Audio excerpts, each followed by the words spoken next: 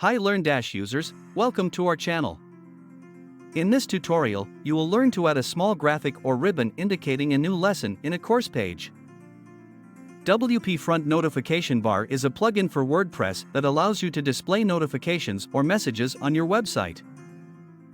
To add a small graphic or ribbon indicating a new lesson in a course or module, you will have to use this nifty plugin WP Front Notification Bar. Here are the steps. 1. Install and activate the WP Front Notification Bar plugin.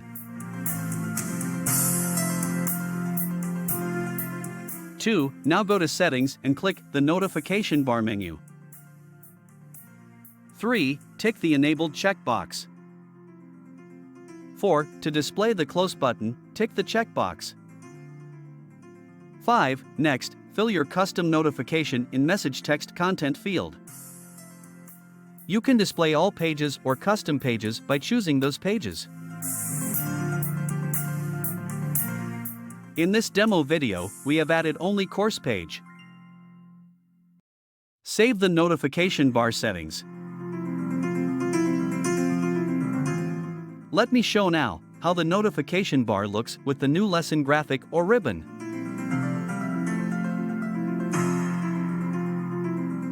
Isn't it great?